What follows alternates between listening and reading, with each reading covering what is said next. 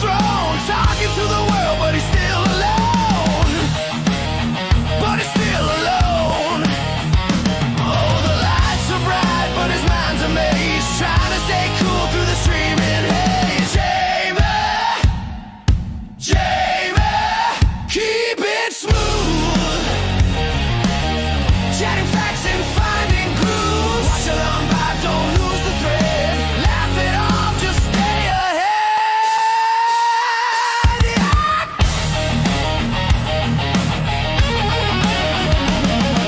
Clicks and comments, the digital cheers. Witty comics, dodging awkward fears.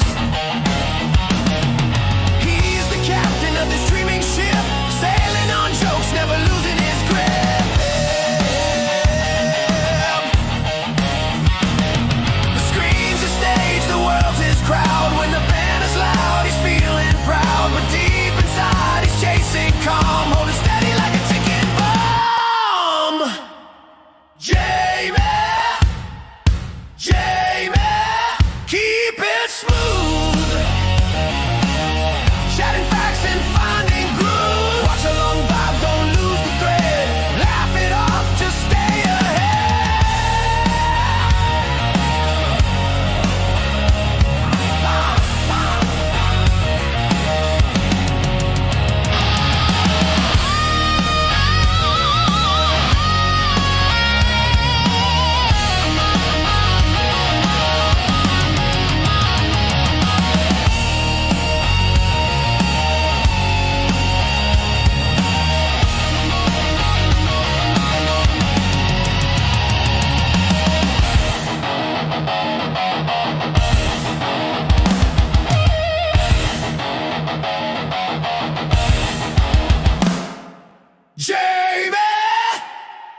Jamie, keep it smooth. Chatting facts and finding grooves. Watch a long vibes, don't lose the thread. Laugh it off, just stay ahead.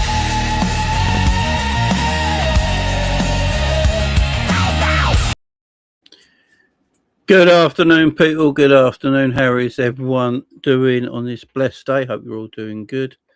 Loads of chat about today. Obviously, there's this massive Semenyo plot twist happening right now.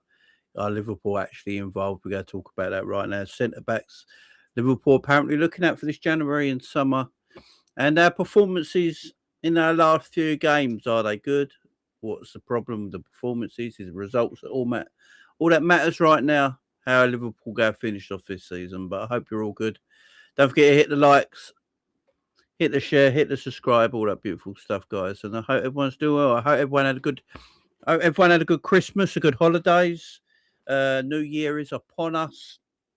And I hope everyone had a good time, man. Hope everyone's blessed. As you can see, I fixed the camera. I don't look like a ghost anymore. I have fixed the camera. It's a far better camera than I used to have, that is for sure. So it all should look better on your end now as well, guys. Let me know how it looks on your end. Hopefully it's a lot better. But yeah, so yeah, I shouldn't look like Casper the Friendly Ghost anymore. Big up Scratch, big up Captain Sal, big up C, big up you've read, big up SNH, big up Gary in the chat as well. Who else we got here as well? Regular Scouse Kid in the chat as well. Yeah, so yeah, Anthony Joshua apparently had Anthony Joshua apparently just had a car crash in Nigeria. Apparently he was in the back seat. He wasn't driving though, but yeah, I just seen the videos of it just now. Not too good, man. Not too good. But hopefully he's okay. But apparently 2 people, really bad or something. Really bad. The other people in the other car apparently in a bad way. Be up Bex in the chat as well. Be up James in the chat. Ad in the chat as well. Hope you're doing well. Be up Adil. Be at MK as well. Hope you're doing good, my friend. Appreciate you. I ain't gonna lie, this is a pajama top. Look, it's Christmas time. It's the holidays. I'm not going out anywhere, so I'm not going to lie to people right now. This is a pajama top. I'm a lazy git. What can I say? But yeah, this is a pajama top. But yeah, Abdul, how you doing, my friend? Hope you're doing well. Hope you're doing good. Yeah, everyone had a good holidays, man. Christmas, New Year coming up. Everything. Everyone's having a splendid time with everything right now. But yeah, we got a lot of Liverpool stuff to chat about. We're going to talk about the performances of the last few games, results going our way. Is what we're doing right now sustainable? Is it must win right now for a manager to save his job? So does performances actually matter to the manager? Does it matter to the fans? That's the way I'm going to be looking at it. And then we'll talk about the Semenyo plot twist. I don't think it's going to happen. I still think Semenyo is going to Man City. Liverpool reacting too late for me. But I do feel if Liverpool can get this, can get involved in this Semenyo thing, I actually think Semenyo would rather go to Liverpool than Manchester City, in my honest opinion. So we'll talk about that as well.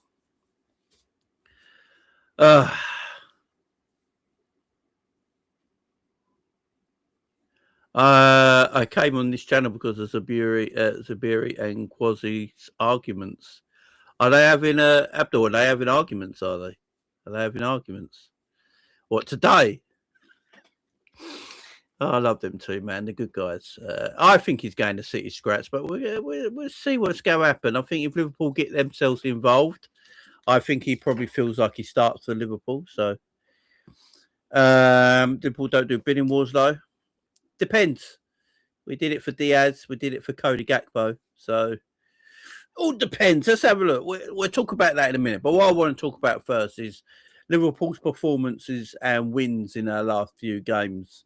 Obviously, I've been on a Sam's channel talking about this yesterday or the day before. Can't bloody remember now. I don't even know what day we are. Apparently, it's Monday today. I didn't even know it was Monday a day. I ain't gonna lie to you guys. Who knows what day of the bloody week it is? But I think it was a couple of days ago. I was on a Sam show after the Wolves game. Before I get to that, big up Sporting Journey with a big super chat. Much love to you, big Sporting Journey. Much love. Virtual kiss from the missus, a bottle of wine for the super wife / super mum, and a tub of sweets for the kids see in 2026. Big up the Sporting Journey. Much love to you, my friend. I really do appreciate that. Thank you very much. Happy New Year to you and your family as well, my friend. Big up to you. Big up Shawnee in the chat as well. I hope you're doing well. Results lead to performances. People hatred on the manager. It's clad in judgment. Big up, man. In a right mind would want to play under this bald fraud. So, as you know, guys, I'm trying to stay away from a lot of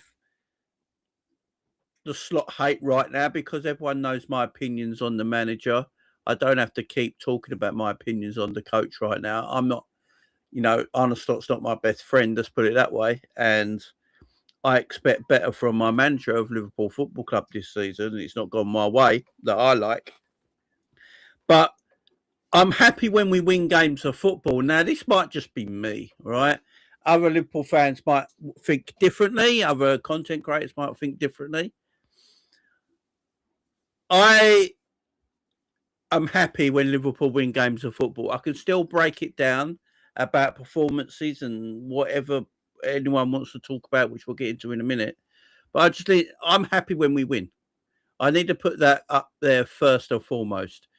Liverpool win a game of football, I'm happy about it. I can then break down the performance after it, but I'm not going to be all disappointed that we won a game of football. I'm seeing too many sad faces at Liverpool fans right now. And of course, everyone's entitled to support and act how they want. But I'm not going to be sad and depressed about winning games of football. Do you know what I mean? I'm happy about it. Right, I'm happy about the Wolves performance. Not the Wolves performance, that's a lie. I'm happy about the Wolves result. I was happy about the Brighton result. We got Leeds this weekend. I think we probably beat Leeds, and if we do, I'll be happy about that win. And that'll be 4 wins in a row. And then obviously got the Fulham game, which will be a bit more difficult. and the Arsenal game, which would be very difficult. But at this moment in time where I am happy in the fates that we're winning games of football again. I'm not happy with the performances to say, but I'm happy that we're winning games of football again. Now, performances have been an issue for Liverpool, not just this season. You would argue from the end of last season, performance-wise, Liverpool have not been the happiest of watches. You know, I'm not going to sit here and lie to you guys.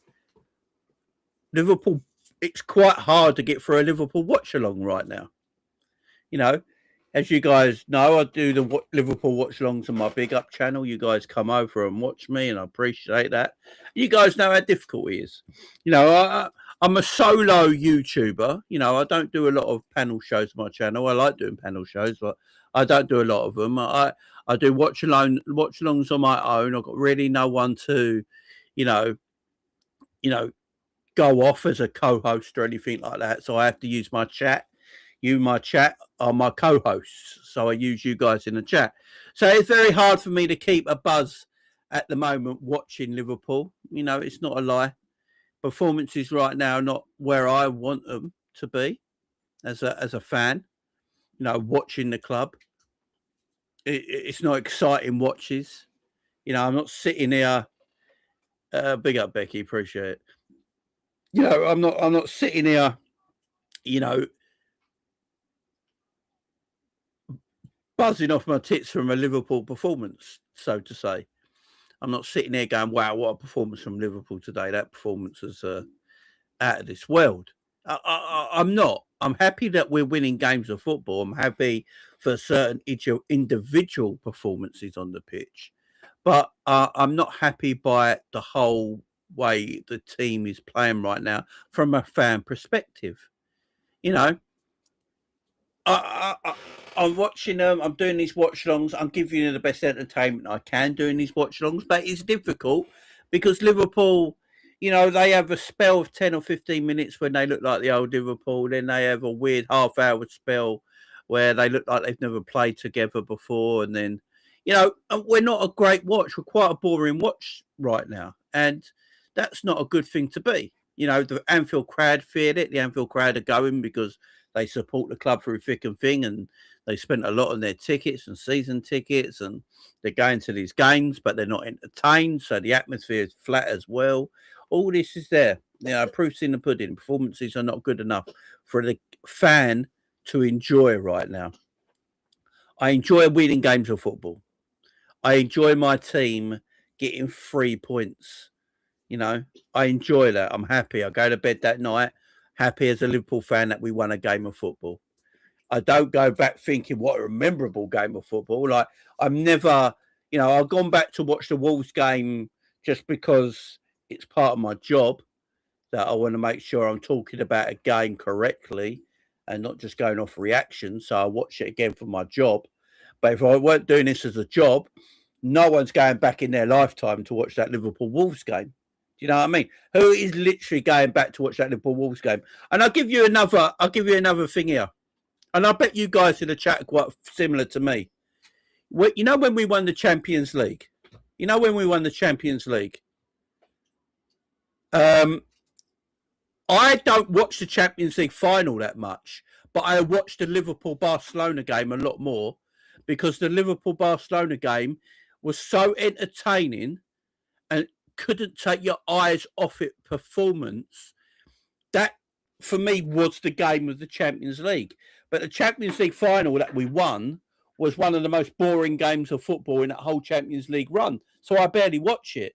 But it's a memorable win because we won the Champions League. So we're always going to remember our Champions League win because it's always going to be memorable because of the result, not the performance. But I watch the 4-0 against Barcelona almost once a week because it's an amazing watch, an absolutely amazing watch. So, yeah, that's how I look at performances sometimes from a fan. But before I keep going on there, I've got a monster super chat that I need to get out here. Let me get Baraf, is it? Baraf, big up to you with the super. My God, it's huge. Thank you very much. God bless to you. Big up, Jamie. Saw you stick up for slot despite you not being a slot fan of his on the Sam's channel. Many out here letting the slot hate colour objectively. Agree with you. Watching Liverpool play is hard. Much more to do. I appreciate it, Superman. W's in the chat. I think it's Baraf. Big up to you, man. Much love to you. W's in the chat for my friend there with a massive super on the new year. You know, just in the holiday period to give that kind of super chat is an amazing gesture, and I really, really appreciate that. Thank you very much. You know, that's really appreciated. You know, more than you think. I really appreciate you. Thank you very much. W to my man there. W to my man there. I think it's Baraf. I'm going. You gave that super monster super chat, and I'm going to butcher your name, and I do apologise, my friend. About Becky, last game it was PSV. I ain't spending my money watching that. 90 plus XT. Yes, Jay. First time watcher. I've seen it on other channels, but I fully agree with you.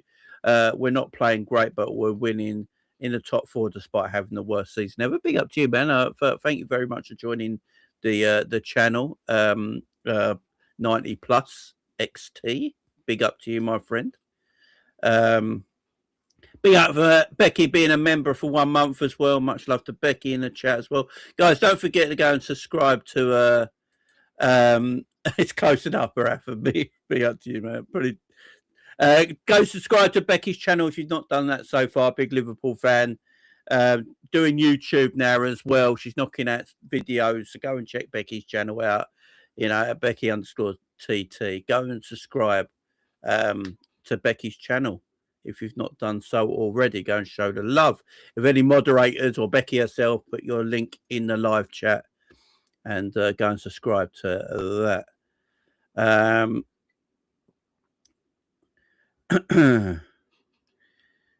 Yeah, W's in the chat, man, from my man Baraf. I think I'm going absolutely murder his name and look at the super chat he put out, man. Much love to you. Booger Boy, big up Jamie Ladd. Happy New Year, everyone. Happy New Year to you, Booger Boy, man. Hope you have a great New Year coming, man. Hope you have a great New Year. Go to everyone in the chat. Big up my man Ant Dico as well. Everyone, welcome 90 plus to the chat if you could, please, guys, and yeah, show him some love.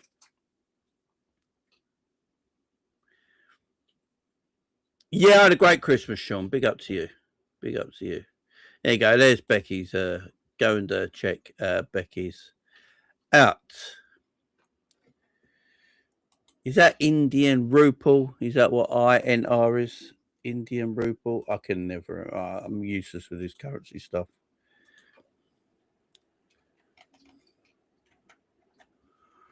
I think it is. Yeah.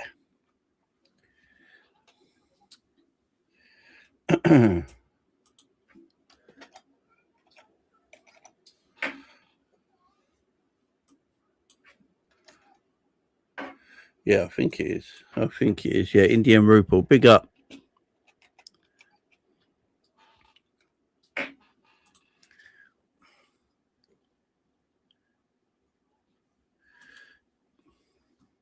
Big up, man. Big up, man. Much love to my man there.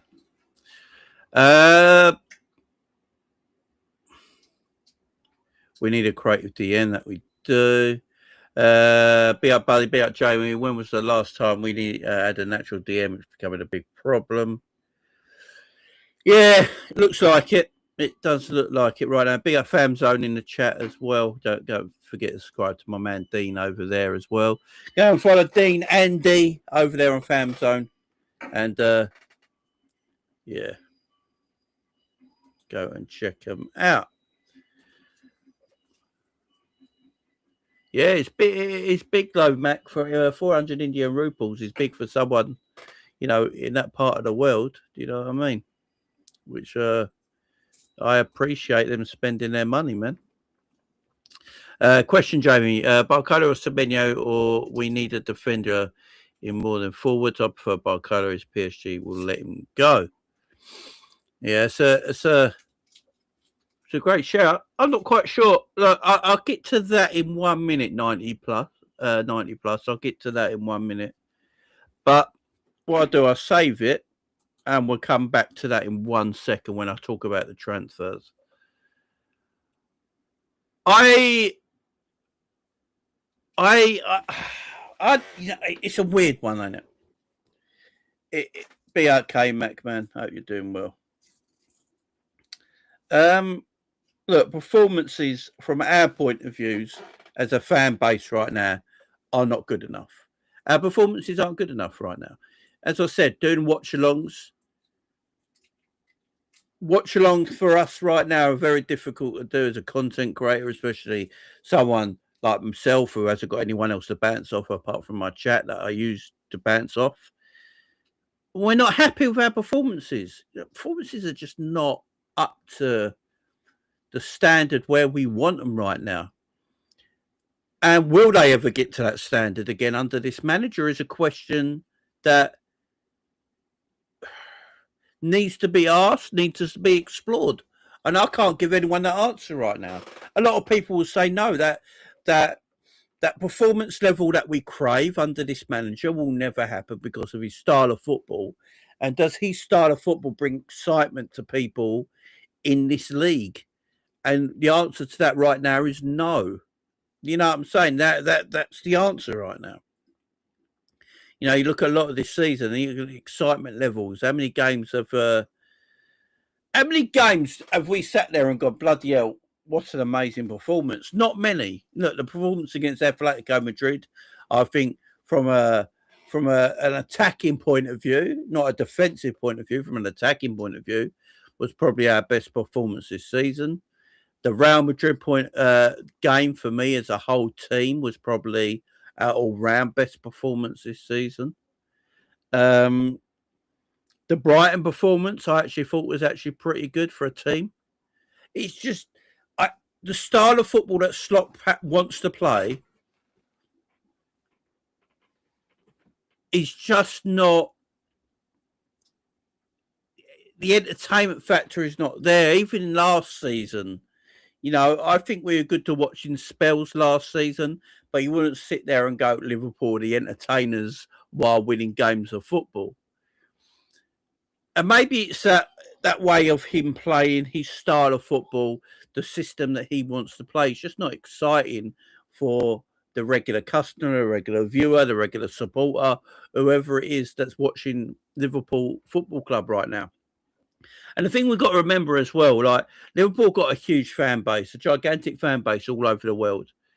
There's going to be teams around the world there's going to be fan bases around the world that are watching Liverpool at like 4 a.m, 6 a.m, midnight, 1 a.m, 3 a.m.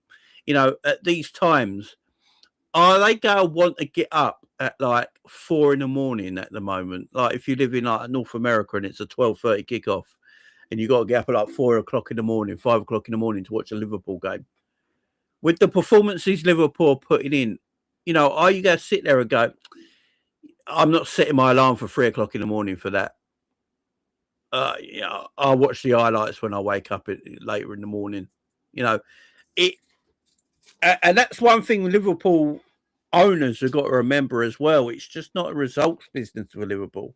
Liverpool want to be the most watched team in the world. And, you know, under Klopp, Liverpool were one of the most watched teams in the world because, you know, the performances that Liverpool played with, the excitement that Liverpool played with, Liverpool were the entertainers under Jurgen Klopp and also won everything under Jurgen Klopp. So we had a winning culture and a performance culture under one manager that made us watchable all around the world. Like people had to tune in. It's like, Liverpool playing today, I know I'm going to get my money's worth. So I'm going to get up and watch that game.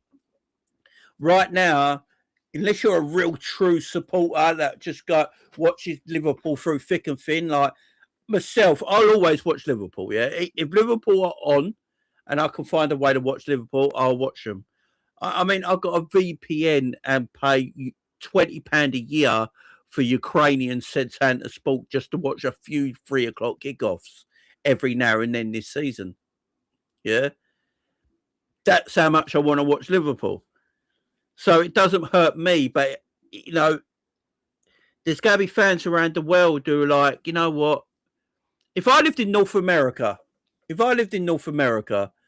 and there was a 12:30 kickoff for Liverpool against someone this season, and I knew I had to get up at about 4 a.m. for a 5 a.m. kickoff, would I actually bother? Would I go, nah, I can't be getting up at 4 o'clock in the morning to watch that at the moment. And that's what it is for a fan base, for fans all around the world. And it's not helping. The fact that we're crap as well, it just don't help right now. And that's, I keep saying it's what owners got to look at. It's not just the performances. It's not just the results, sorry. It is the performances. You know, yeah, Liverpool can be winning games, but the hardcores will always watch. You know, the casuals sometimes won't. And that's what in any sport that you're in, you want to get the casual audience. That's what you want to do. Football fans can be casual. Don't be daft enough to think they're not. You could be hardcore supporters. You can be casual supporters. You can have a casual fan base.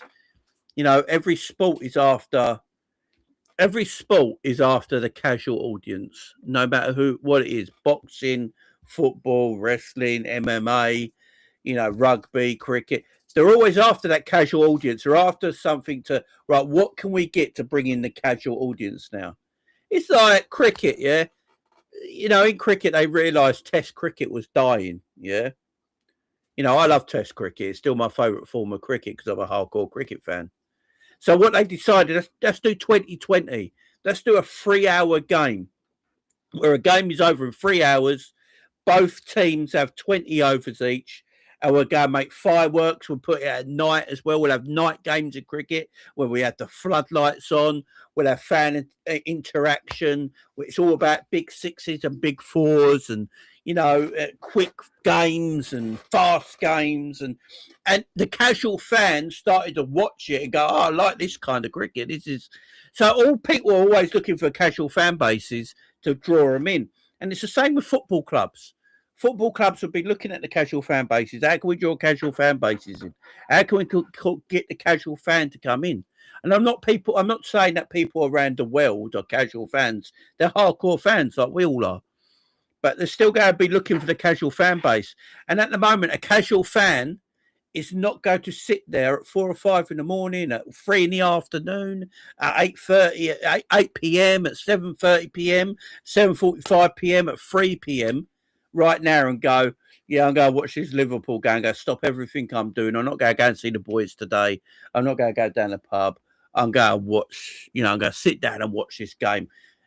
A lot of casuals are not going to do that right now because the performances are not good enough. And if I know these owners, the one thing about our owners, they're very money orientated. They want to be the best at everything. They want to be the most watched football side in Europe. They want to sell the most merchandise in Europe. They want to make as much money as any other team in Europe. They want the most sponsorship in Europe. They want all that. And if that starts to drop down by percentages year on year under a manager, even if he's winning games of football, they will look at reasons why that's happening and how we can improve that and how we can get our bottom line higher. So performance-wise, for a casual fan, like I'm saying, we're not enjoying it right now because the performances are terrible. I'm happy with the results. I'm happy with 3 points. Look, the Wolves game, the performance was crap. It almost put me to sleep, right?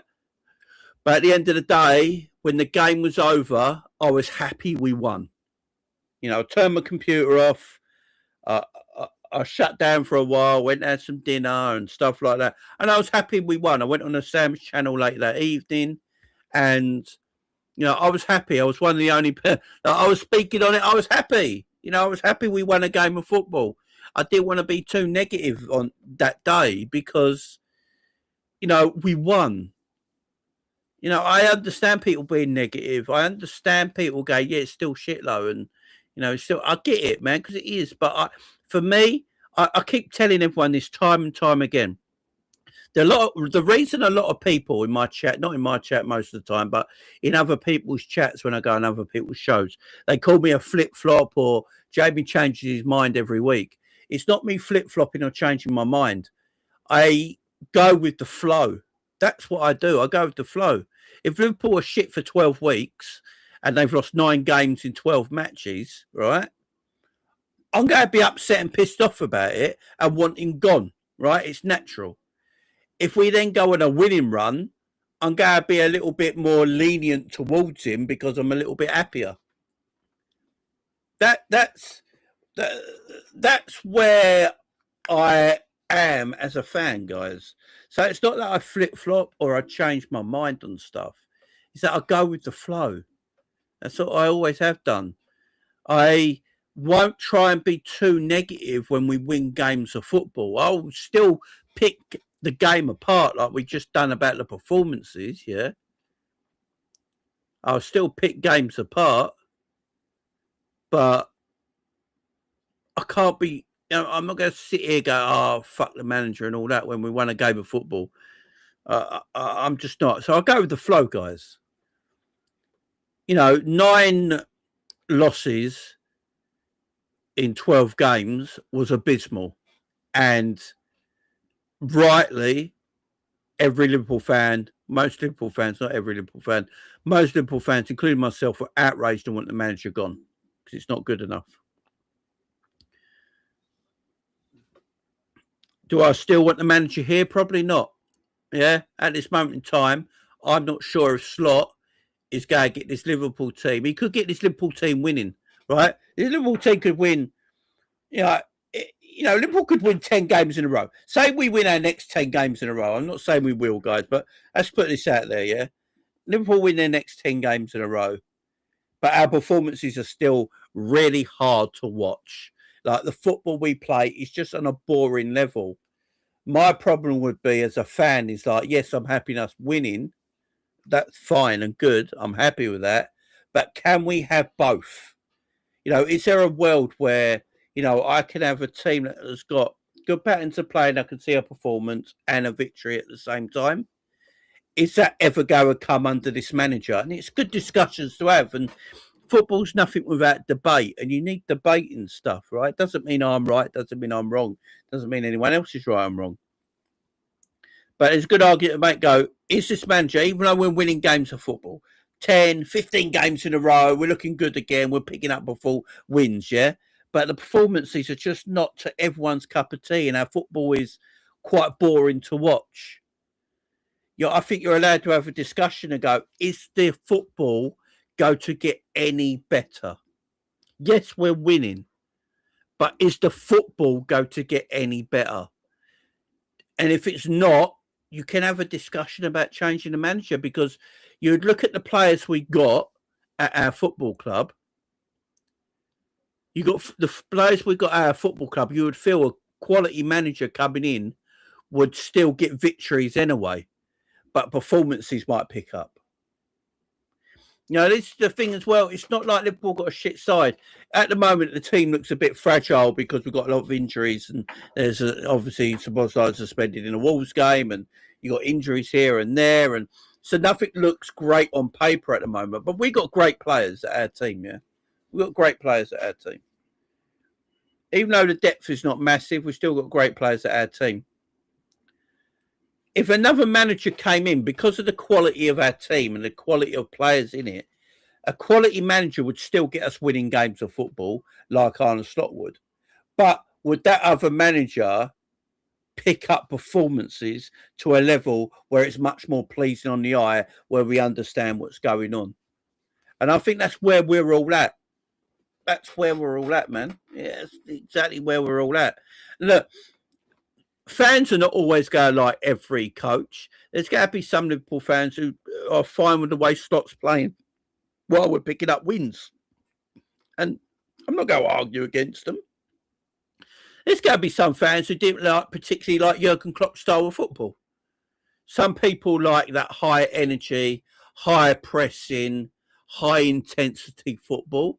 Some people like that more technical side where it's more tick-a-tacker, keeping possession, patterns of play, triangles all over the pitch, weakening the legs of the opposition just by out-passing them all game.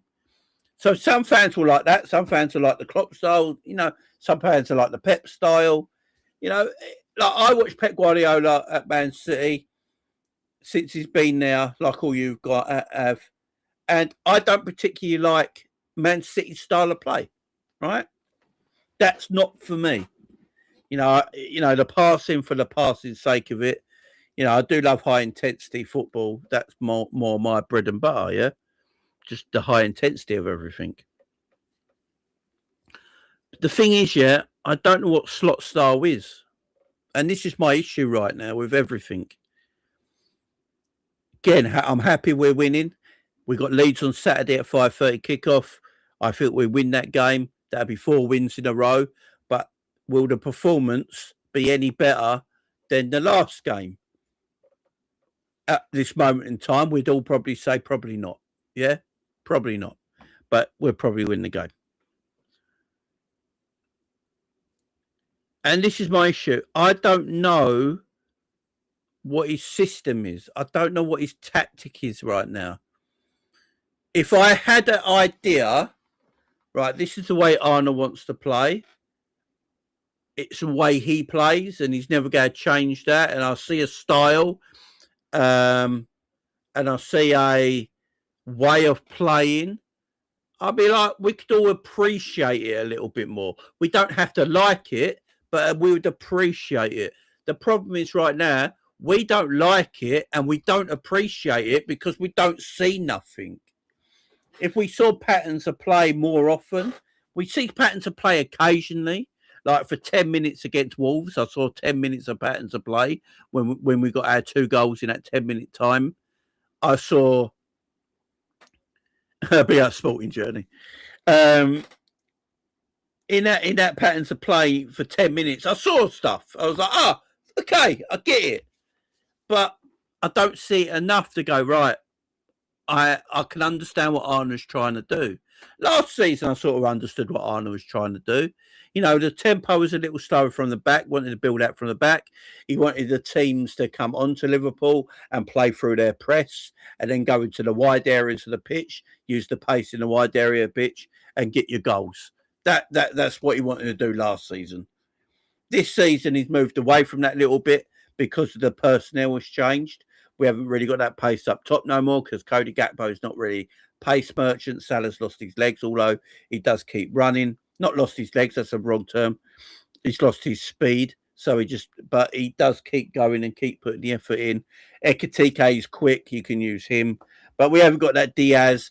God forbid we haven't got that Darwin Núñez. I know none of us like Darwin Núñez a player, but Darwin Núñez, what he did give you was that pace and pressing from the front. We haven't got that this season. Alexander Isak so far has been a flop at Liverpool. Let's just be fair here. He's not, he's out injured with a broken ankle right now, and he'll be back in a few months' time. But at this moment in time, before the injury, he's been a flop. Cody Gakpo is the most frustrating footballer in our football side whatsoever. He just frustrates me. So we ain't got that pace going forward. So we're playing a different way. But I don't know what the style is right now. I don't know if we play possession football. I don't know if we play slow all the way through the pitch on purpose. I don't know. We don't really go direct. We don't go long. We barely play counter-attacks. I don't know. And that's the issue. That's the issue for me. I don't see tempo in our game. There's no tempo right now. The tempo's quite slow. We don't fucking move the ball quick enough. That drives me nuts. So, last season we moved the ball slowly from defence but quicker when we got it forward, yeah? This season, we're moving it slow from defence and slow when we got the ball up front. Like, it's slow all the way up and down the pitch. Last season, slow from the back, built through the press, and then we went at the final third. Not this season. It's just slow all over. Like everything's slow. It's easy to defend against Liverpool, and that's the issue. Where's the spontaneity? Where's the player who's going to get his foot on the ball? We've had a few players like Ekitike gets his foot on the ball. You can tell Ekitike ignores everything Slot's telling him, does his thing. Vert's the same. Curtis Jones the same. There are three players that take risk. Honestly, like how many players in our team actually take risks, take responsibility on their own shoulders? There ain't many. Curtis Jones is one of them. Ekitike is one of them, and Verts is one of them. No one else really takes risk. Like, you've got... Yeah, I know it is, but it's what people get in the Monster Super Chat. 400 Indian rupees will be a lot of money for him. No matter what it equates to for me, it's a lot of money for himself. Do you know what I mean? That's why I always appreciate the super chats, man. No matter how big it is, £1 to 400 Indian rupees. 400 Indian rupees might be a lot of money for him, which I really appreciate. Doesn't matter what it converts to myself. I just appreciate people and what they give me out of their own pocket. So whatever it equates to myself, I don't care, But for people giving to me out of their own pocket, 400 Indian rupees might be a lot for that person. So that's why I appreciate it. Just wanted to mention that again because I saw a few comments in the chat about what it equates to. So, yeah, big up the chat. But yeah, look.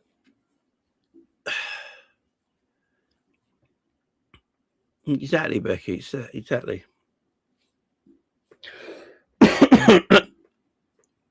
We got no one who takes enough risk in our team. Salah takes risk when he plays. Yeah, big up Scraps, man. Salah takes risk when he plays. Yeah, big up Sporting Journey, man. Appreciate you. Salah takes risks while he plays. Salah, he'll take a risk. Curtis Jones will take a risk. Verts will take a risk. Ekitike will take a risk. And a lot of them people give the ball away, right? A lot of them people give the ball away a lot because they're taking risks. They're taking risks. They're trying to be mavericks, and that's what you need. So sometimes they give a ball away, and I'm not bothered about it because I understand what they're trying to do. Like people get on Curtis Jones a lot because he gives the ball away quite a bit. I don't care about that because he's trying to be a maverick and take risks on the pitch. You see him the other day. He's doing turns in our own half against forwards being pressed heavily. The reason he's doing that is because he's trying to create more space to help Liverpool attack better. He doesn't want to do just the simple 3-yard pass to Virgil van Dijk, then run into space to get it from Virgil again and still be in our own defensive third. He don't want to do that. He wants to take the risk by trying to turn a man, get the turn and get into that space and invade that space. He's trying to take the risk. And you've got that bottle to do that. Verts does the same when he drops deep. He tries to take a man on. He drops the shoulder, tries to dribble past the man. Sometimes it doesn't work and he gives it away because he's trying to get into areas of the pitch that Liverpool want to be in. They don't want to just pass it 5 yards back to Virgil van Dijk and get the ball again in exactly the same spot where they just passed it from because they don't see that as a need. Why is that see it as a needed thing? They want to take risks. They want to be maverick.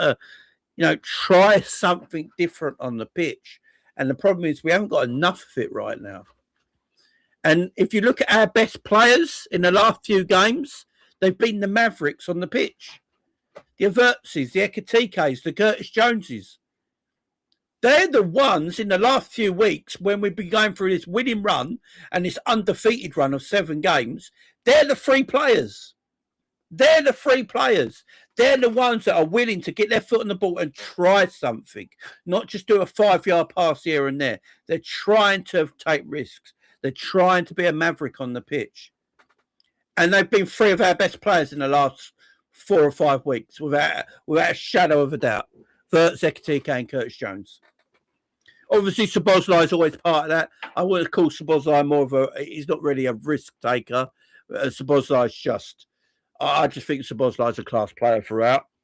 I think Szoboszlai's work is just unmatched. His athleticism is unmatched. His ball striking is unmatched. His ability to do what he actually does on a football pitch at Liverpool is unmatched by any other player in our team. And they're all been our best players, man.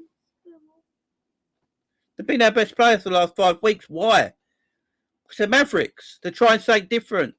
They're rebellious. They're taking risks to make things look better and improve and try and get goals and trying to entertain. And you look at players that are not. You got to look at players that are not. So our 4 best players: Curtis Jones, Szoboszlai, Ekitike, Verts, in the last 5 weeks. All of them are mavericks and trying to do things on the pitch. Ching, Happy New Year to you. And then there's a 90 plus says you need that balance, and you do. You need that balance in your team. Unfortunately, the ones that are meant to give us that balance right now are fallen off. And that's Gravenberch and McAllister. So Gravenberch and McAllister are meant to give us that balance in that midfield to let everyone else work. Look, Gravenberch has not fallen off per se. I still think Gravenberch is quite similarly the same player he was last season. I don't think there's much drop off from Gravenberch last season to this season, if I'm being honest. I think Gravenberch is a good footballer. I just don't think we're playing him. I think we're playing him probably too deep because we've got no one else who can play that role. And the funny thing about Gravenberch, he's 1 goal behind Gyökeres in Premier League goals this season, which is kind of mad when you think about it. But when you look at McAllister,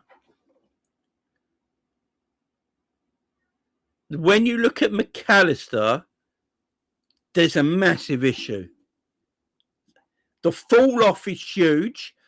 I don't think anyone apart from myself and a few other content creators and my man Scraps and a few other people in the chat and many others are really talking about McAllister a lot. I actually think, I do as well, D2. I think Gravenberch with someone more of a leader next to him. And that's what McAllister was meant to be. McAllister's meant to be that leader of a midfielder next to Grav.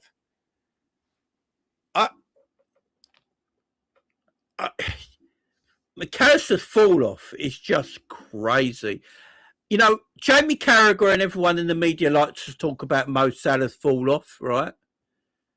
By the way, Liverpool still can't defend set pieces without Mo Salah, even on the pitch. So all that bullshit about, Salah can't defend and Salah's shit at defending set pieces. Well, since Salah's not been in the team, we still concede a goal. We still concede goals on the right-hand side of the pitch constantly, and we still concede set pieces. So all that Salah bullshit that Jamie Carragher and the media put out there is utter bollocks. Let's have a look who's still playing in our team. Alexis McAllister is still playing week out, week in, week out, week in, week out. And no one says anything. No one talks about it. I've not heard Carragher debate about it yet. Oh, McAllister's talks about Salah's legs are falling off. I don't know what's happened to McAllister. If Salah's legs have got if Salah's legs have gone, according to people like Jamie Carragher, then McAllister's an amputee. He's got no legs. He had them chopped off because fuck knows what's happened to him. Like, what has happened to Alexis McAllister? He can't pass. He can't tackle. He can't control a ball. What has happened to Alexis McAllister? He gets run past at will. At will. He gets run past. It's not even funny anymore.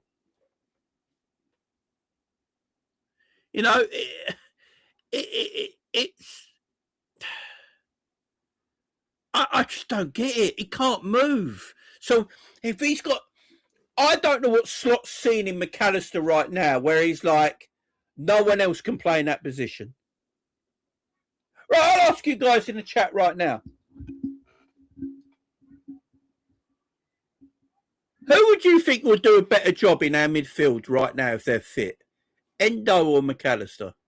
And I'm not even joking. This is a serious question. If they're both fit and ready to play, who would do better right now for Liverpool? Endo or McAllister? And this is how fallen off McAllister has taken himself. Because I'm telling you right now, if you replaced Endo for McAllister, I don't think you see much of a drop-off at all. Do you see much of a drop-off?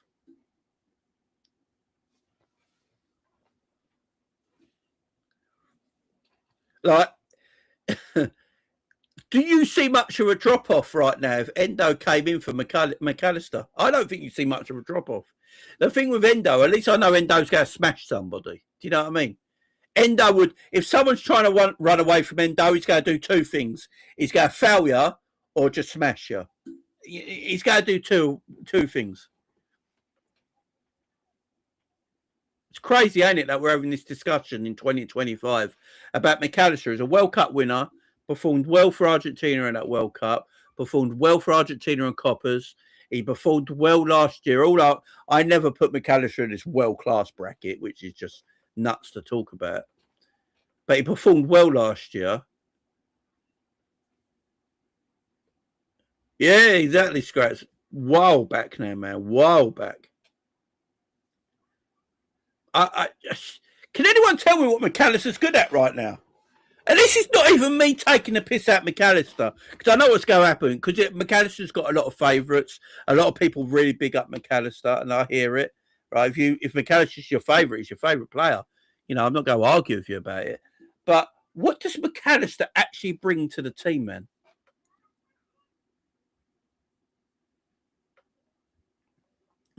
Double A. Jamie, you're missing the crazy part of McAllister. Slot is playing Mac as a 10. Mac is stuck in a time warp in the future when he's 8 years old.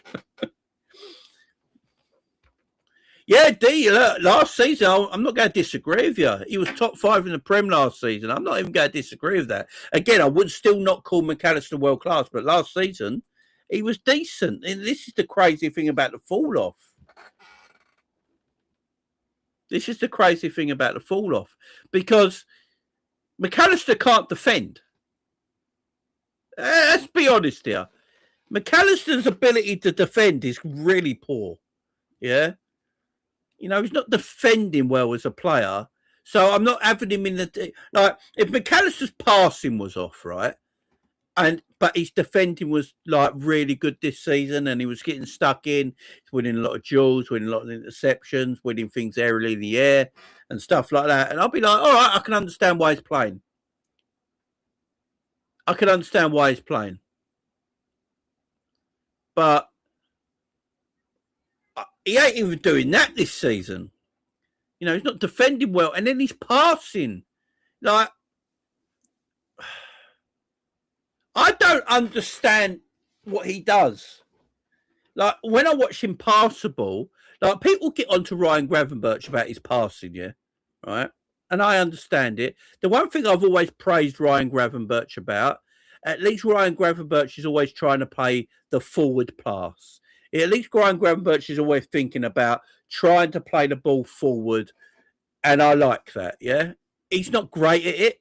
I'm not going to sit here and lie. He's not great at it. But at least he's trying to do it, all right? At least the intention from Gravenberch is, you know what? I want to move the ball forward. I want to move the ball forward quickly. I'm going to pass it forward, yeah? I'm going to try and put the ball over the top. I'm going to try and put the ball in wide areas. I'm going to try and put the ball into feet. At least he's trying it, right? He's trying it. He's not great at it. It's not me passing the ball sometimes. At least he's trying it.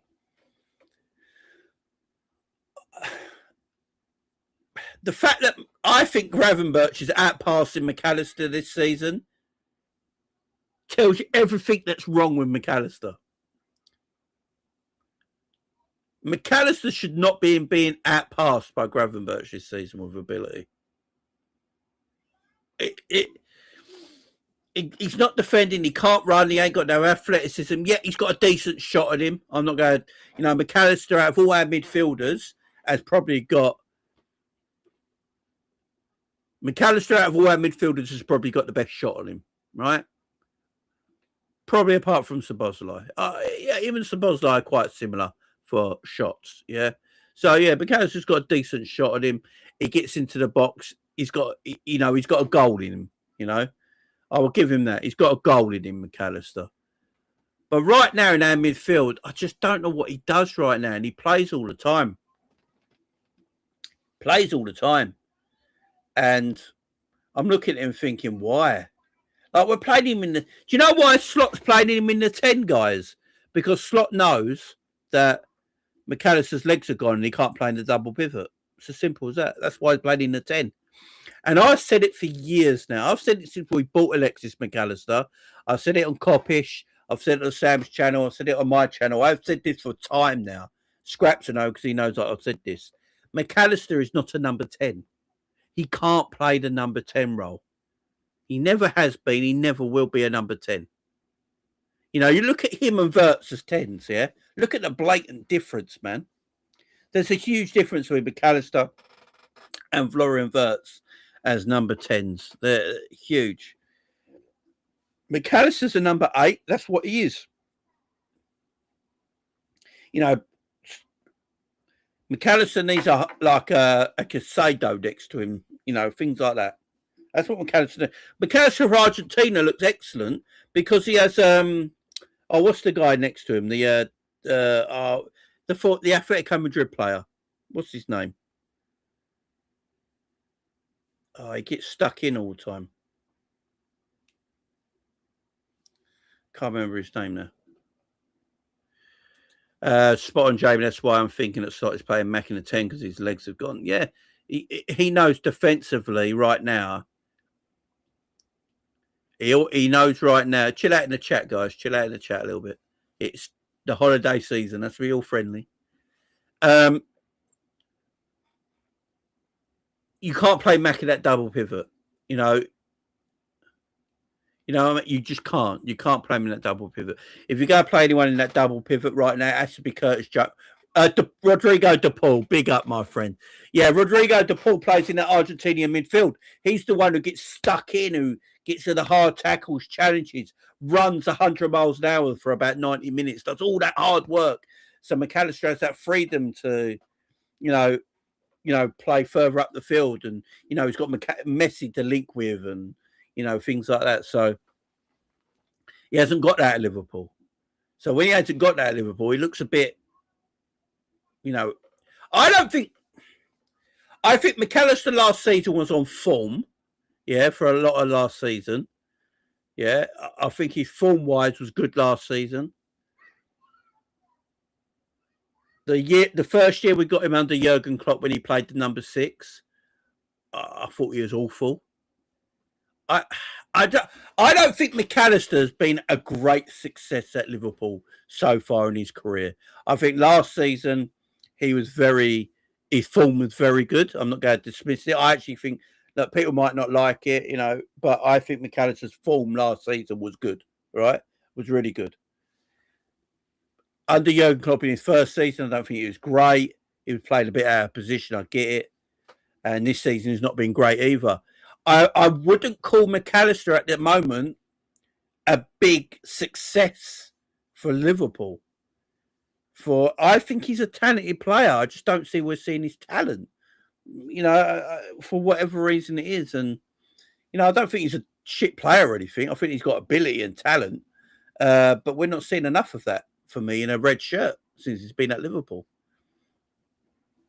I wouldn't give him a new contract. I'd understand why they do. They might want to keep his value high. I think McAllister's valuation in Europe and in world football is quite high.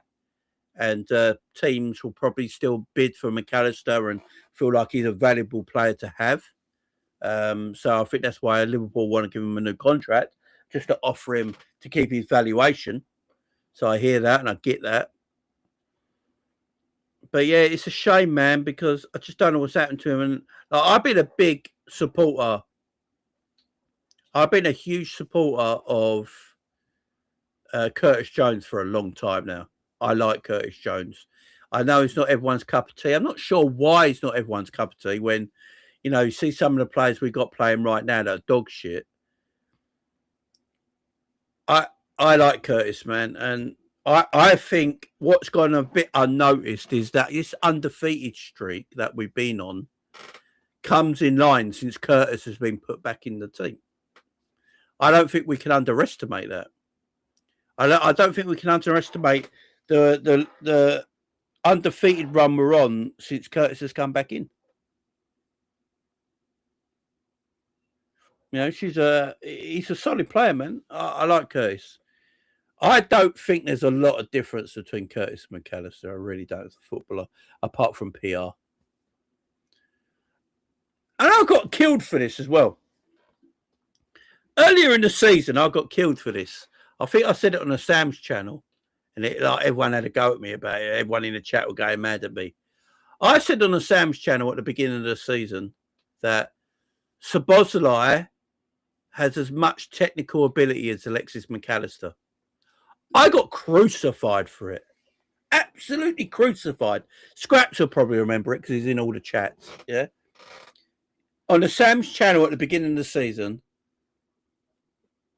I said Dominic Szoboszlai, because I'm a big Dominic Szoboszlai fan, as you guys can, see. I said he has as much technical ability as McAllister does. And everyone came at me and went, nah, what you on about, man? Szoboszlai's just a runner. He's just a runner. I'm like, all right, if I said that now, if I said this today, and I never said it before, and I went today, Szoboszlai probably has more technical ability than Alexis McAllister. Everyone be going, yeah, I see what you're saying. I can hear it. I can understand it. But back then, at the beginning of the season, no one wanted to hear it. Everyone was like, nah, McAllister's the Dom, man. McAllister's one of the best midfielders around. His technical ability is off the we're making out that McAllister's technical ability was off the scale. Like no one was at McAllister's level. That's what that's what I found crazy. And I'm not dissing McAllister, but I like Alexis McAllister. I like it's probably my chair, Helsinki. I like Alexis McAllister. I think McAllister's a good footballer. I don't think he's a world-class footballer. Like I don't think Konate's a world-class footballer. For some reason, people hate that. Like, how could Konate and McAllister not be world-class? Just because they're not. But it don't mean they're shit. They're still good players, in my opinion. I think McAllister's a good player. I think he's a good squad player for Liverpool. I don't think he's a first-teamer right now, but I could see him as a squad player. Can he get back to what McAllister was at Brighton? Can I see that McAllister at Liverpool eventually? Hopefully. And I've got a good player there. So I'm all right with it. I just don't think he's got this technical ability like everyone keeps going on about. Like, I don't get it. I just don't get it. I think I look at someone like Curtis Jones and his technical ability. I think his technical ability is as high as McAllister's. I look at Szoboszlai, I think his technical ability is as high as McAllister's. People, like, I'm not having to go at people that make out McAllister's this and that, because people can support players how much they want. But I just don't think McAllister's that special. But yeah, that's just my opinion on all the players, the performances, and the wins under slot so far this season. Big up the chat, man. Yeah, look, in the chat, guys, remember, yeah, we all got different opinions. Some people's opinions are their opinion. Like, we're not all going to agree. I'm a content creator and no one ever agrees with me, man. Do you know what I mean? So let's just be civil in the chat. Be nice in the chat. Remember, it is a community. It is a Liverpool channel. We can debate anything Liverpool. And, just chill out, man. It's the holiday season, man. It's the holiday season. I understand that at the moment Liverpool can upset everyone. I get it. I really do. But yeah, we should all be good at it, man. We should all be good. As I hear it's heated debate, especially when we got players that we enjoy, and some people like, no, I don't rate that player. I get it. We get a bit confrontational. We've all been there, but it's holiday season. It's a Liverpool fan channel. Let's try and be a bit chilled out. Big up Rav in the chat, man. Big up to you. Big up to you, my man. Big up to you. And mods, no blocking anyone, man, if you just don't agree with them. I don't want that to happen. You know, it's happened too many times. I keep forgetting to tell moderators this, yeah. If you are a moderator on the channel, please don't ban somebody just because you've fallen out with them. Yeah, please don't do that, because I can't. I'm going to tell people right now, it's almost impossible to unban someone on YouTube. It's literally almost impossible. You know, I don't know anyone who knows how to do it. Like, you got to ring YouTube themselves to do it. It is almost impossible. So any moderators, if you're having an argument with somebody in a chat, don't ban them. Just ignore them and move on and talk about something else. Because I've had a few messages in the last few months from people that have emailed me or got in touch with me and said, you know, who's in my house?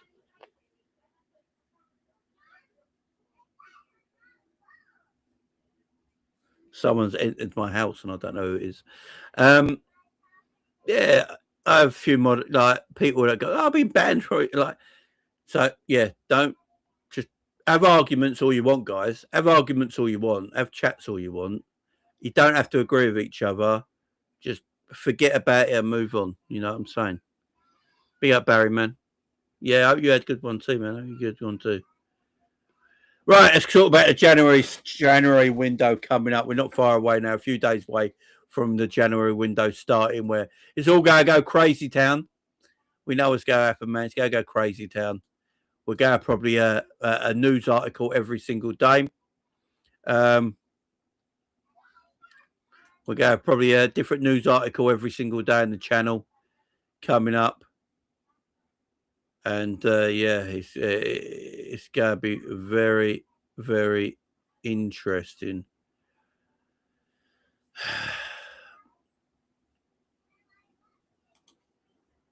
Big up everyone watching on Twitter. I think there's like 130 people watching on X right now as well.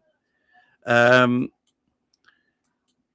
Semenyo stuff, you know, Liverpool apparently, yeah, D2, it's all good, man. It's all good. You can have, just everyone carry on with their business, man. I'm not having a go at anyone in the chat, by the way. You guys are all grown ups and can do what you want, but yeah.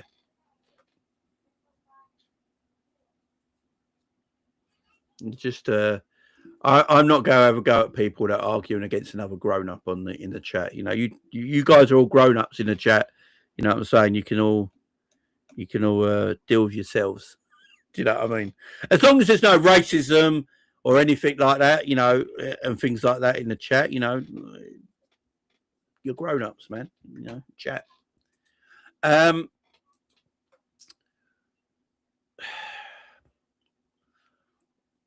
So Liverpool apparently messaged. Like, they got a message. They got a WhatsApp to him. Apparently, Liverpool's representation got in touch with Semenyo's representation back in November to ask about the availability. Big up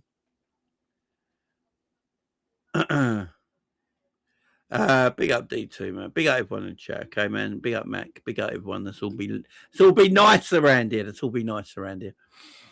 So yeah, the Liverpool asked about Semenyo in November, asked about his availability, asked about the release clause and the terms of the release clause.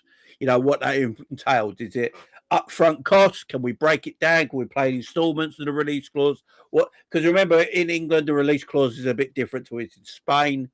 You know, in Spain, a release clause on a player, you pay to the league in La Liga. You have to go to the league and pay the league out. It's got nothing to do with the team or the manager, sporting director, or the player. It's about the league. In England, it's a little bit different. You go and talk to the player, you talk to the agent, talk to the manager, talk to the owners. You ask about the release clause, what the release clause entails. Release clause 65 million. Is it up front? Can we break it down? Can we pay it in installments? Can I pay over the odds for it? If I break it down in installments, would that be better? Could I pay 70 million and pay installments instead of 65 right out? Things like that. So that's what Liverpool were probably entailing in November. And Liverpool left it as that, as far as we know, according to reports from Lewis Steele, Fabrizio, and David Ornstein, and whoever else you can think of has come up with that. And it's Liverpool have not gone back since November. They just asked about it, left it as that, moved on. And Liverpool haven't gone back to it. We're now, 3 days away from the 1st of January and the window opening where you can officially buy Semenyo. Semenyo's release clause, I believe, is only on for the first 10 days of the January window. So the 1st to the 10th of January, I believe, is the release clause length. It looks like Semenyo's going to leave on the 1st of January. It looks like at the moment it's going to be Manchester City. Manchester City have been speaking to him. They've apparently personal terms not a problem. I think personal terms for Semenyo, for Liverpool's point of view, wasn't a problem either. But Liverpool just didn't talk to him again and they moved on. Liverpool are now in a position, though, where Alexander Isak has broken his fibula, fractured fibula. He's going to be out for like 3 to 4 months. So, Liverpool have got a problem there. Mo Salah is probably going to leave He's probably going to leave the football club this summer. Liverpool can't be going into the transfer window this summer knowing that Mo Salah's going to leave and having to replace him in the same window. Liverpool need to replace Mo Salah for me, this January. And if Mo Salah leaves in the summer, you've already got your replacement in the door. To get a replacement in the same transfer window that Mo Salah leaves in, it's going to be extremely difficult. It's going to be hard to do. Liverpool need to move forward quickly. There's no Alexander Isak now for 4 months, probably. Salah's in AFCON at the moment. He'll be back in mid-January. Cody Gakpo, useless. Chiesa is not fancied by the manager. And after watching Chiesa's performance against Wolves, I doubt you see Chiesa again. Rio is a young kid and he's not giving games. Big Hamza. And he's not giving games. So Liverpool right now need a forward. As much as they need a defender, Liverpool need a forward. We need both. We need a defender and a forward this January window. So Liverpool got to move. So now Liverpool are looking at Semenyo. Liverpool obviously like Semenyo because they asked about him. Liverpool are highly interested in Semenyo. I think that Semenyo suits our club more than he does Man City, in my opinion. I think Semenyo would be Mo Salah's replacement. I know it's not going to fill people with a lot of joy hearing them words, but Semenyo's a good footballer, man. According to Lewis Steele today, and it's only Lewis Steele so far, I can't see any other details on this right now. He believes right now that Liverpool are go back in for Semenyo and go against Manchester City for him. Now, Semenyo looks like he's going to Manchester City. I think he goes to Manchester City. I think Liverpool now have probably reacted too late. But again, this is only according to Lewis Steele. I've not seen any other reports from David Ornstein or Fabrizio or anything like that just yet. So we're only going on this Lewis Steele report right now. If it's true, Liverpool want to go back in for him, Semenyo might look at it and go, you know what? I've got Man City there who are going to win trophies, right, under Pep Guardiola. But Pep Guardiola could be leaving this season. If Pep Guardiola's leaving this season, that might be a thing where he might be looking at it and going, you know what? I wanted to play under Pep, but if he's leaving at the end of this season and he's not here next season, then should I go? Then you got the Liverpool situation where he probably feels like if Salah's leaving this summer and this is his last season, I've got a big chance to make the right wing position my own at Liverpool. So if Liverpool do come into this race, and it is an if or buts, yeah, I still think he goes to Man City. But if Liverpool do come into this race, I think it does throw up a bit of debate for Semenyo where he goes. I really do. I really do. And Semenyo also can be used as a forward as well. And another thing we got to remember, if we've got say Isak doesn't come back this season, so a fractured fibula of what Isak's got is usually 3 to 4 months out injured, right? So say he's out 3 months, he comes back at the end of March, beginning of April. Beginning of April time. He's got to get his fitness back. You probably don't see the real Isak again until next season. Liverpool could do with another player that can play through the middle. Now, there's no point Liverpool going out and buying another striker because Isak will be fit again, and you've got Isak and Ekitike as your 2 main strikers next season. You don't really need a third striker there because we play 4-3-3. From 3 strikers, at that level is going to be pointless. But Semenyo is someone who can play up front in that 9 position. We've seen him do it for Bournemouth. He can play left wing, right wing. See him do it for Bristol. Was it Bristol City or Bristol Rovers? Where he was at originally? He can play left, right, and through the middle. He's got that ability to play that. And I feel Liverpool need a player that can play in that number 9 position because we can't play Ekitike every single week. Ekitike is going to need rest. Who right now we going to play? Jayden Downs is still injured. Who are we going to play for that number 9 position? The only other player we've got at the moment is Chiesa, who can play that number 9 position. The manager doesn't rate Chiesa like that. He doesn't rate Chiesa like that at all. I think he could play Semenyo in that position if he went for him. And it might be a reason why Liverpool now going back into the market for Semenyo. And we're going to see what happens in the next 24 hours. Because I think if Liverpool want to move on this Semenyo thing now, with City doing what they're doing, Liverpool got to move in the next 24 hours. Liverpool got to make their movement from any time now till this time tomorrow. They've got to make some movement. If they don't, he's going to Man City and it's done. And then Liverpool has still got to look at a forward. The other forward out there at the moment is Barcola at PSG. I'm not the biggest Barcola fan in the world, but I think the attributes that he got would benefit Liverpool right now for his pace and dribbling ability. I think Semenyo's a better finisher than Barcola, but I think Barcola is probably a better dribbler. He's extremely quick as well. He's very, very pacey. That is someone I'd like Liverpool to look at as well if there's a possibility of buying a forward this January. So that's another thing to look at. Big up everyone in the chat, man. I hope everyone's doing well. Big up Josh as well. Happy New Year to you, my friend, as well. Big up to you. Thanks for dropping in.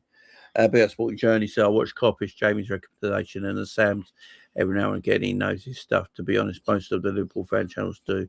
Big up the Sporting Journey, man. Big up everyone here. Big up Iber in the chat as well. See you there. Big up my man Mac as well. Big up D2 in the chat as well. So yeah, this is the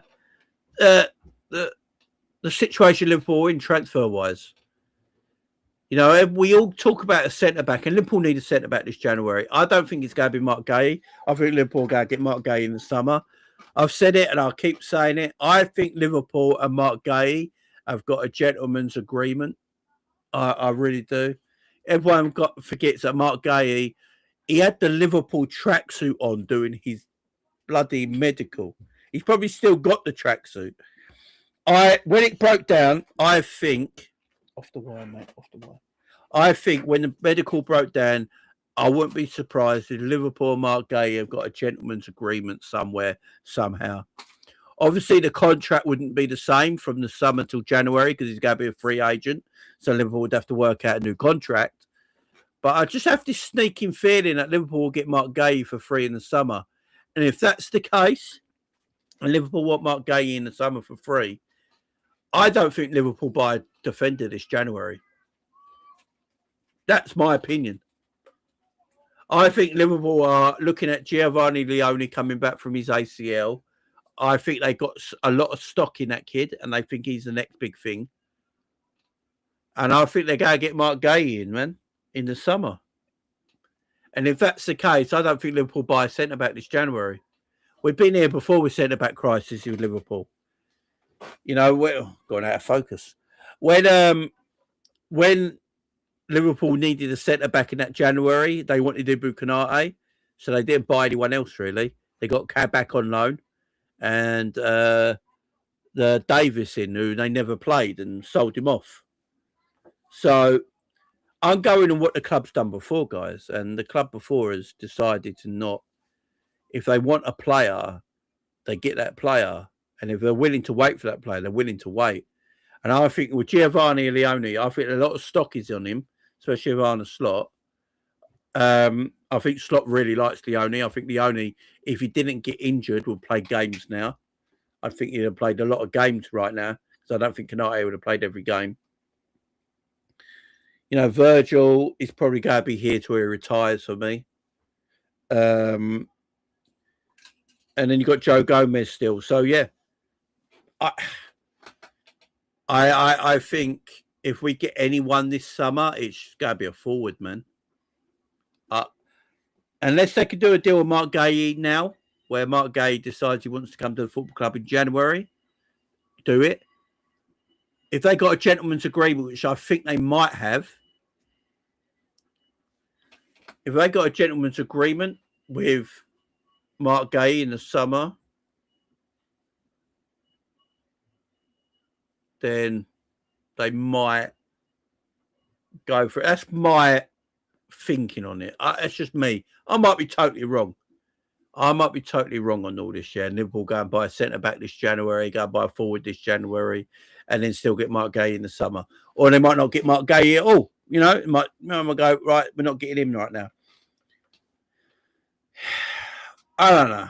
Arsenal fans saying their players are tapping up Mark Gay. How many defenders do Arsenal need, man? Where does Mark Gay play right now for Arsenal? He ain't going to get a game. Jamie, we're going after Watford in the summer, mate. I think we will. I don't think we'll do much business in the summer. That's why I'm thinking we might do. If we buy a wing...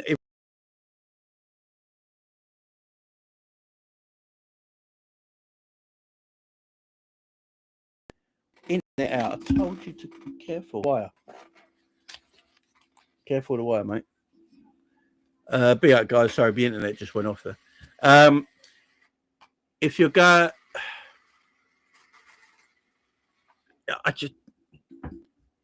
If Liverpool buy an attacker this January, we ain't going to buy an attacker in the summer. We need a midfielder. Walton should be the one we go for. I think we might go for that kind of player. We need a deep line playmaker in our team. We haven't got one. Walton's that player. That's why we wanted Zubimendi. You know, when you look at the caliber of player we bought in the summer, like the Wirtzes of the world, a player like Wirtz needs a passing midfielder, so he doesn't have to drop deep. So someone like Adam Walton would make sense. So yeah, it's interesting. This January window, I don't think Liverpool will go do any business this window originally.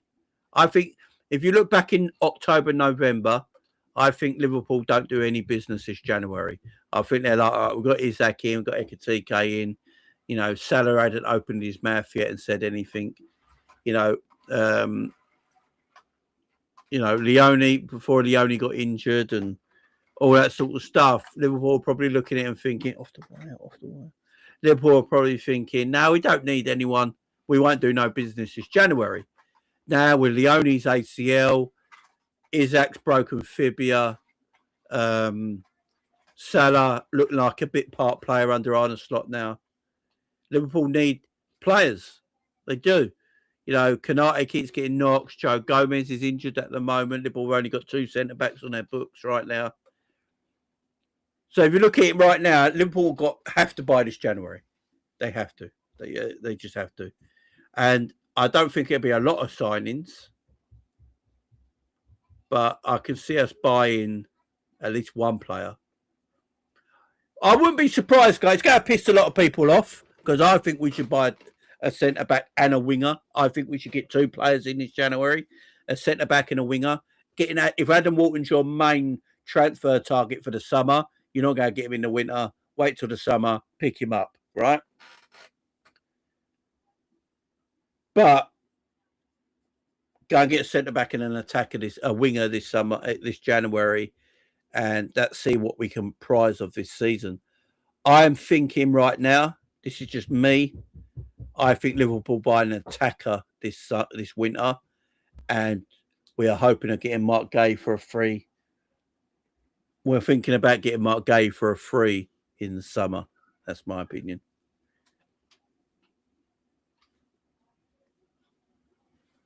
Jamie, can I have the biggest badge you have, please? What do you mean?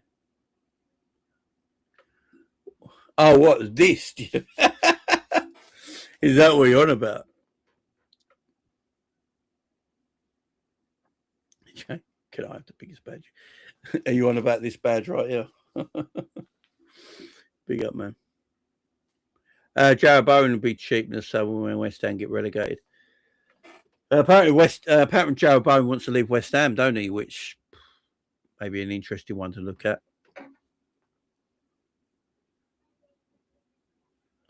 That's an interesting one to look at, maybe. What are we doing for likes?